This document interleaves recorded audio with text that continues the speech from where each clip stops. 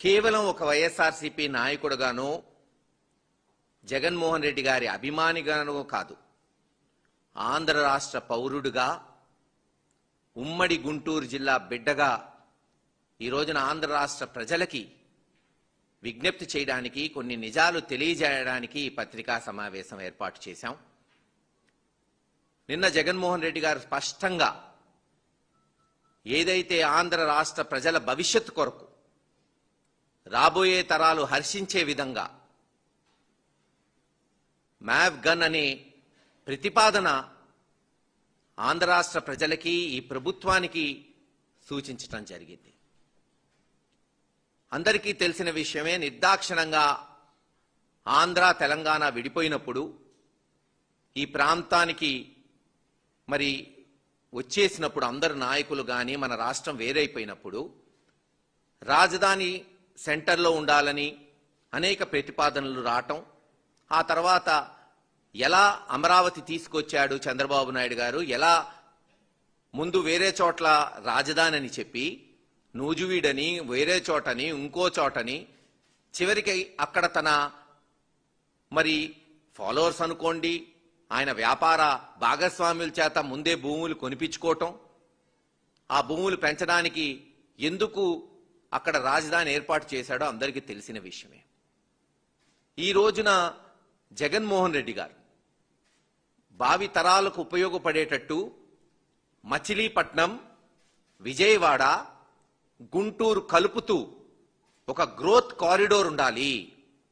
ఎలాగైతే చెన్నైకి పోర్ట్ ఉందో, ఎలాగైతే హైదరాబాద్, సికింద్రాబాద్ జంట నగరాలు ఒక మహానగరంగా ఏర్పడినాయో, ఆ రెండిట్లో ఉన్న లక్షణాలు ఈరోజు ఈ ప్రాంతంలో మీరు మచిలీపట్నంలో పోర్టు కావచ్చు, ఇక్కడ విజయవాడ, గుంటూరు జంట నగరాలు రాబోయే తరాలకు బృహత్తర నగరంగా మారుతూ, అలాగే అమరావతిని కూడా అభివృద్ధి చేసుకుంటూ అన్ని కోణాల్లో ఆలోచించే ఈ ప్రపోజల్ తీసుకొచ్చారు.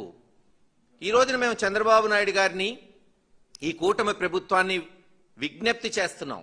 మాకు తెలుసు మీకు జగన్మోహన్ రెడ్డి గారంటే కోపం, చంద్రబాబు నాయుడు గారికి కుళ్ళు, ఈర్ష, సొంత పార్టీ పెట్టుకొని ఆయన ఎక్కడా వెన్నుపోటు పొడవకుండా సొంత పార్టీ పెట్టుకొని అనాది కాలంలోనే ఆంధ్ర రాష్ట్రంలో రాజకీయంగానే, కేవలం ఈ రాష్ట్రం కాదు దేశంలోనే తనకంటూ ఒక పేరు సంపాదించుకున్నాడు.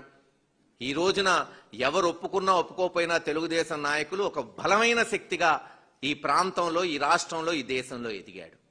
ఆయన మీద కోపం ఉంటే ఇప్పటికే అనేక రకాలుగా కక్షలు తీర్చుకుంటున్నారు. కానీ ఆంధ్ర రాష్ట్ర భవిష్యత్ ఎందుకు పణంగా పెడుతున్నారు? ఆలోచించండి. ఈరోజు ప్రతిపక్ష నాయకుడు ఒక సూచన ఇచ్చాడంటే దాంట్లో నిజమెంత, వాస్తవం ఎంత? ఈరోజు ఒకటే చెప్తున్నాం, విజయవాడ, గుంటూరు నగరం, అక్కడే గనక మనం సెక్రటేరియట్, అసెంబ్లీ లేదు హైకోర్టు మధ్యలో కడితే, ఎక్కడైనా కావచ్చు, అది యూనివర్సిటీ పక్కన లేదు డీజీపీ ఆఫీస్ పక్కన కడితే 2-3 సంవత్సరాలను విజయవాడ, గుంటూరు, హైదరాబాద్ నగరం, సికింద్రాబాద్ లా కలిసిపోతాయి. భారీ నగరం ఏర్పడుతుంది, రాబడొచ్చిద్ది, అన్ని విధాలుగా కూడా మనకి ఉపయోగపడుతుంది. అలాగే ఇండస్ట్రియల్ కారిడోర్, ఏదైతే పోర్టు కావాలి, ఈరోజు చాలా మంది తెలంగాణలో కూడా అంటున్నారు హైదరాబాద్ నగరాన్ని మచిలీపట్నానికి కలుపుతారేమో, రేపు కలవాల్సి వస్తుంది. ఎందుకంటే హైదరాబాద్ నుంచి ఎక్స్పోర్ట్ చేయాలంటే మచిలీపట్నం పోర్టు ఏదైతే జగన్మోహన్ రెడ్డి గారు నాంది పలికారో రేపు అదే వాళ్ళకి మిగులుతుంది అనేది. అందుకే దాన్ని ఇండస్ట్రియల్ కారిడోర్గా చేస్తే ఇండస్ట్రీ, ఇటు జంట నగరాలు, ఇటు అమరావతిలో ఎడ్యుకేషన్ ఇన్స్టిట్యూషన్స్ కావచ్చు, లేదు హెల్త్ సిటీ కావచ్చు, ఒక బ్రహ్మాండమైన విశ్వనగరంగా ఈ ప్రాంతం ఏర్పడుతుందనేదే ప్లాన్ బి. దీనికి ఎందుకు నిన్న జగన్మోహన్ రెడ్డి గారు చెప్పినప్పటి నుంచి తెలుగుదేశం నాయకులు చిందులు దొక్కుతున్నారు? బహుశా వాళ్ళు అనుకున్న దానికన్నా మెరుగైన ప్రపోజల్ని ఈరోజు జగన్మోహన్ రెడ్డి గారు తీసుకొచ్చారు అనే కుళ్ళు కుతంత్రం ఉండొచ్చు. ఎందుకంటే వాళ్ళు ఊహించుండరు ఇటువంటి ప్రపోజల్తో జగన్మోహన్ రెడ్డి గారు వస్తాడు, అందరికి ఆమోదయోగ్యమైన ప్రపోజల్ వస్తుందని బహుశా వాళ్ళు ఉండకపోయి ఉండొచ్చు. ఈ రోజైనా చెప్తున్నాం, ఆలోచించమని చెప్తున్నాం. ఎందుకంటే మీరన్నది ఏంది, మొట్టమొదటిసారి చంద్రబాబు నాయుడు గారు చెప్పింది 30,000 ఎకరాలు తీసుకున్నప్పుడు ఎక్కడా రూపాయి డబ్బు పెట్టక్కర్లేదు, ఇది సెల్ఫ్ ఫైనాన్సింగ్ సిటీగా తయారవుతుంది, అక్కడే భూములు అమ్ముకొని అక్కడ అభివృద్ధి చేయొచ్చు అని చెప్పారు. ఇప్పుడు తీరా ఈ సంవత్సరాలు గడిచిన తర్వాత ఇప్పుడేమంటున్నారు, సుమారు 1,00,000 నుంచి 2,00,000 కోట్లు అక్కడున్న 50,000 ఎకరాలకో 1,00,000 కోట్లకో కేవలం మౌలిక సదుపాయాలకి, అంటే రోడ్లకి లైట్లకి మాత్రమే, బిల్డింగ్లకు కాదు, రోడ్లకి లైట్లకి నీళ్లకే 2,00,000 కోట్లు ఖర్చు పెడితే ఒక రూపం వస్తుందంట ఆ 1,00,000 ఎకరాలు. 2,00,000 కోట్లు అప్పు తెచ్చి ఆంధ్ర రాష్ట్ర ప్రజల మీద భారం వేసి కేవలం రోడ్లు లైట్లు నీళ్లు ఇస్తే మరొక 3-4 లక్షల కోట్లు అప్పు చేసి అక్కడ బిల్డింగులు కట్టాల్సి వచ్చే, ఇది అయ్యేది ఎప్పుడు? ఆంధ్ర రాష్ట్ర ప్రజలు చూసేది ఎప్పుడు? ఈ అప్పు తీరేది ఎప్పుడు? ఆలోచించండి. ఇప్పటికీ తెలుగుదేశం ప్రభుత్వం 7 సంవత్సరాల్లో ఖర్చు పెట్టింది 8,000 కోట్లు మాత్రమే. ఎడాపెడా దోచుకోవడానికి ఢిల్లీ లేదు హైదరాబాద్ వంటి నగరాల్లో మహా అయితే చదరపడుగు 4,000, బాగా గడితే బ్రహ్మాండంగా గడితే 4,000 నుంచి 5,000 లోపల కడుతున్నారు. కానీ అమరావతిలో బహుశా అమెరికాలో ఉన్న ధరలు పాటిస్తున్నారు అనుకుంటా. 11,000, 12,000 చదరపడుగు గట్టి బిల్డింగులు కడుతున్నారంటే కాంట్రాక్టర్లకు ఎంత, లంచాలెంత, ముఖ్యమంత్రికి ఎంత, ఆయన మంత్రులకు ఎంత, వాళ్ళ ఆఫీసర్లకు ఎంత, ఈరోజు ప్రజలు అర్థం చేసుకోవాలి. ఈరోజు జగన్మోహన్ రెడ్డి గారు పెట్టిన ప్రపోజల్ గనక క్షుణ్ణంగా పరిశీలిస్తే కేవలం 2,00,000 కోట్లలో 10%, 10-20 వేల కోట్లతో విశ్వనగరం ఇక్కడ సృష్టించవచ్చు, విజయవాడ గుంటూరుని కలిపేయొచ్చు. వెంటనే ఏమవుతుంది, ఈ 10,000 కోట్లు మనం పెట్టి సెక్రటేరియట్ కానీ, అసెంబ్లీ కానీ, హైకోర్టు కానీ, లేదు ఇతర మౌలిక సదుపాయాలు కానీ విజయవాడ గుంటూరు మచిలీపట్నం మధ్య మనం నెలకొల్పితే ఈరోజు విజయవాడలో గజం 1,00,000 ఉందబ్బా, 3 లక్షల ఇది 2,000లో గజం. గుంటూరులో 90,000 ఉన్న గజం 2,70,000 అయింది. ప్రజల వ్యాపారాలు, రాబడి, జిఎస్టీ, సేల్స్ ట్యాక్స్, వ్యాట్ అన్నీ పెరుగుతాయి. ఒక విశ్వనగరంగా తయారవుతుంది. అందుకే వైఎస్ఆర్సీపీ పార్టీ జగన్మోహన్ రెడ్డి గారు ఒక ఆమోద్యమైన ప్రపోజల్ తీసుకొచ్చారు. ఒప్పుకుంటా, ఈరోజు చంద్రబాబు నాయుడు గారు ఆయన మీద కోపంతో ఇది గనక విస్మరిస్తే రాబోయే కాలంలో దీని మీద డిబేట్ జరిగిద్ది.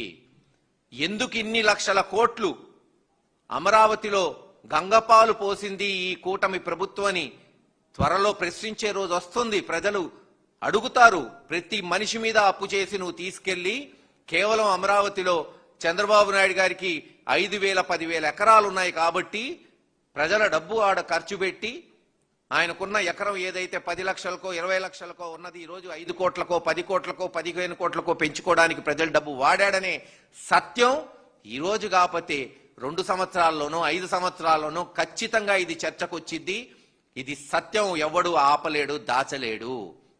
అందుకే మరోసారి విజ్ఞప్తి చేస్తున్నాం, జగన్మోహన్ రెడ్డి గారు పెట్టిన ప్రపోజల్ని, వైఎస్ఆర్సీపీ పెట్టిన ప్రపోజల్ని ఈరోజు ప్రజల్లో చర్చ జరగాలి. ప్రతి చోట మేధావులు లేదు ప్రతి పార్టీ వాళ్ళు ఒకసారి పునరాలోచించుకోండి. ఏదైతే జగన్మోహన్ రెడ్డి గారు చెప్పినట్టు మచిలీపట్నం, విజయవాడ, గుంటూరు కలిపి మనం ఒక మంచి నగరాన్ని ఏర్పాటు చేసుకుంటూ, అలాగే అమరావతిలో అభివృద్ధి కొనసాగిస్తూ, అక్కడున్న రైతులకు మేలు చేస్తూ. ఎందుకు చెప్తున్నామంటే ఈరోజు ఒక రకంగా అమరావతి రైతులు కూడా మోసపోతున్నారు. వాళ్ళ నుంచి ఎకరం అంటే 4,840 గజాలు తీసుకొని రోడ్లు లైట్లు లేదు నీళ్లు కల్పిస్తూ వాళ్ళకి ఇచ్చేది 1000 గజాలో 1,200 గజాలంట. ఇది ఎక్కడన్నా జరుగుతుందా? ఇప్పుడు జగన్మోహన్ రెడ్డి గారి ప్రపోజల్ ప్రకారం పోతే అక్కడ ఒక్కొక్క రైతుకి కనీసం రేపు 2,000 నుంచి 2,400 గజాలు వస్తుంది. రోడ్లు లైట్లు లేదు నీళ్లు ఇచ్చిన తర్వాత 2,000 గజాలు రైతులకు ఇస్తే ఇంకా లాభం ఎక్కువ వస్తుంది వాళ్ళకి. అటు వాళ్ళు లాభపడతారు, ఇటు గుంటూరు, మచిలీపట్నం లేదు విజయవాడ 3 నగరాల పరిసర ప్రాంతాలు లేదు ఉమ్మడి గుంటూరు జిల్లా, విజయవాడ, ఆంధ్ర రాష్ట్రం మొత్తం నామరూపాలు మారిపోతాయి. అలాగే ఏదైతే ఆంధ్ర రాష్ట్ర నడిబొడ్డులో రాజధాని ఉండాలని ప్రపోజల్ మొట్టమొదట బిగిన్ అయిందో దానికి వంకర టింకర్ చేసి పక్కకు లాక్కెళ్లి సొంత భూములు పెంచుకోవడానికి చంద్రబాబు నాయుడు గారు ప్రయత్నించారో దానికి ప్రతిరూపంగా ఈ రోజున మళ్ళీ సెంటర్లో ఒక రాజధాని ఏర్పడుతుంది. అటు ఉత్తరాంధ్ర గాని, ఇటు ఆంధ్ర గాని, రాయలసీమ గాని అందరూ హర్షించే విధంగా ఉంటుంది. కేవలం ప్రతిపక్ష నాయకుడు చెప్పాడు కాబట్టి, ప్రతిపక్ష పార్టీలు చెప్పారు కాబట్టి మేము ఎందుకు వినాలి? మంచి చెప్పినా మేము వినం, మూర్ఖంగా పోతారంటారా? మీ కర్మ. ఇంకా మేమేమి చెప్పలేం. అంతేకాదు, కొన్ని ప్రెస్లో తరచూ వింటున్నాం, మొన్న ఎలక్షన్ అంట జగన్మోహన్ రెడ్డి గారు 3 రాజధానులకి వ్యతిరేకంగా ఓట్లేసి అమరావతికి సానుకూలంగా వేశారంట.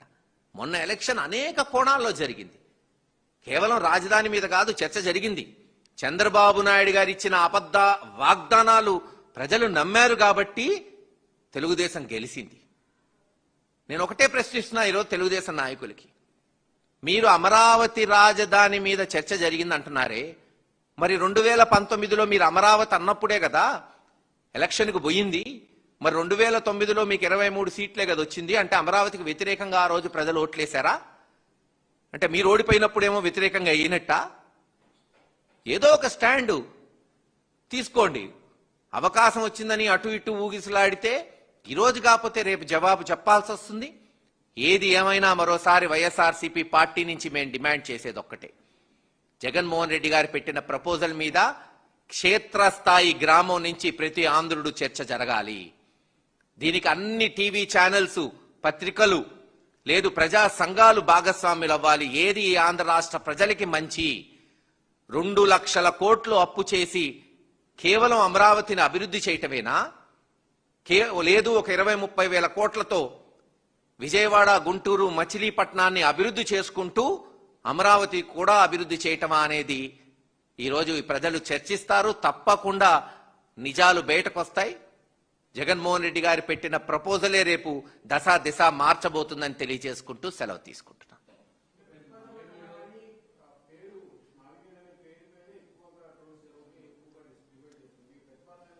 చూడండి, ఒక కొత్త పేరు వచ్చినప్పుడు ట్రోల్స్ చేయటం, వింతగా కనపడటం సర్వసహజం. అనాదిగా ఢిల్లీ పేరు ఏమునింది? ఇంద్రప్రస్థ అని ఉనింది. కానీ సరే, కొన్ని వేల సంవత్సరాలు ఇంద్రప్రస్థగా ఉనింది. ఆ తర్వాత ముఘల్ రాజ్యం రావడంతో ఢిల్లీగా పిలుచుకుంటూ వచ్చాం. లేదు, భాగ్యనగరం హైదరాబాద్ అయింది. జగన్మోహన్ రెడ్డి గారు సూచనాప్రాయంగా 3 కలిపితే 3 అక్షరాల్లో పేరు తీసుకున్నాడు తప్పితే వేరే పేరు కాదు కదా. మచిలీపట్నం, విజయవాడ, గుంటూరు కలిసి సూచన ఇచ్చాడు. అసలు చర్చ జరగండి. ఈ పేరు బాగుందా ఏమిటి అనేది చర్చించకుండానే కేవలం ట్రోల్ చేయాలంటే ఎవరన్నా ట్రోల్ చేయగలుగుతారు. దానికేముంది? ఒకటే చెప్తున్నాం, ప్రాంతం ముఖ్యం. విజయవాడ, గుంటూరు మధ్య సెక్రటేరియట్, అసెంబ్లీ, హైకోర్టు వస్తే ఈ 2 జంట నగరాలు కలిసిపోతాయి. ఇండస్ట్రియల్ గా మచిలీపట్నం బాగుపడిద్ది. హెల్త్ సిటీగా, ఫైనాన్షియల్ గా, లేదు ఐటీ కారిడోర్ గా అమరావతి పరిసర ప్రాంతాలు బాగుపడతాయి. ఇలాగ అన్ని ప్రాంతాలకి ఒక అతి తక్కువ ఖర్చుతో